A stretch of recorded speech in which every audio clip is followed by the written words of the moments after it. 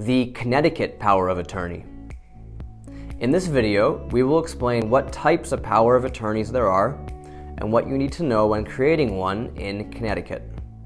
What is a power of attorney? A power of attorney is a document that allows you to legally appoint someone else to make specific decisions on your behalf if you need help or lose the ability to make decisions. It might also be handy when you need someone to handle your financial or other matters for a short period, for example, during your vacation or hospital stay. Someone who's giving authority is called a principal, while the person receiving the authority is usually called an agent or an attorney in fact. But some of the less common names also include representative, proxy, and surrogate. What types of power of attorney can you create? By duration. A durable power of attorney, which is used if you need a POA that will remain in effect even if you become incapacitated. In many states, the durability of power of attorney is presumed, which means the document is considered durable unless otherwise provided. A general power of attorney. This is used if you need a power of attorney that will expire if you become incapacitated by a certain date or once specific actions have been completed. It is usually used to lawfully deal with various financial matters on the principal's behalf. Types by the scope of powers granted to an agent. A limited power of attorney. This is used if you want to grant limited rights to a trusted person. Such a document can be used to let someone else take care of your routine related to personal, business, and financial matters. A general power of attorney. This is used if you want to cover a broad range of authorities granted to an agent in the document. Types by object. A vehicle power of attorney. This is used if you want to authorize an agent to act in regards to your vehicle on your behalf. A tax power of attorney. This is used if you need to delegate the authority to file your taxes to another person. A person can be authorized to file both federal and state taxes. If federal taxes are to be filed on your behalf, a statutory form or special federal form 2848 should be used.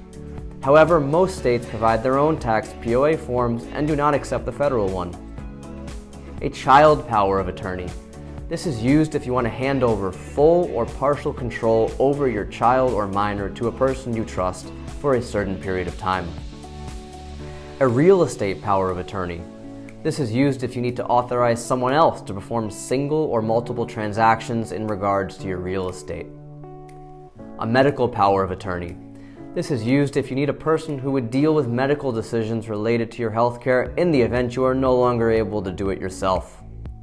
This POA can sometimes be combined with other medical forms, such as a living will or advanced healthcare directive. How do you revoke a power of attorney? Depending on the type of the power of attorney, requirements for revocation may vary. Generally, revocation of power of attorney happens when the principal dies. The principal becomes incapacitated for non-durable powers of attorney. The principal creates a revocation act.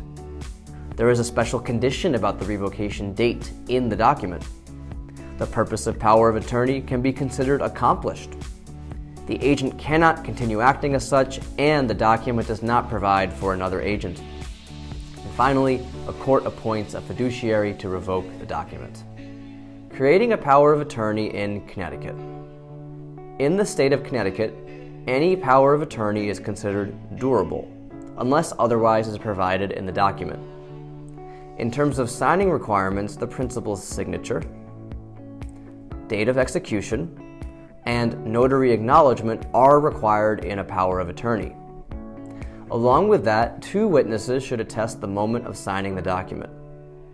For a medical power of attorney, the notary requirement is not mandatory. For a tax power of attorney, only the signature of the taxpayer is required by law. In the Connecticut revised statutes, you can find a statutory form for durable power of attorney in both long and short forms.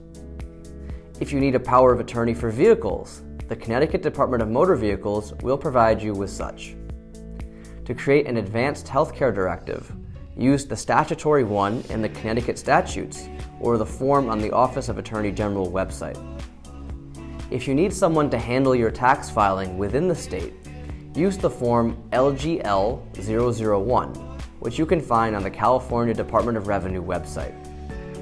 As for the child power of attorney, the duration of power should not exceed 12 months according to Connecticut laws. The state of Connecticut also allows for creating a springing power of attorney. Such a document is put in force only in the event you become incapacitated.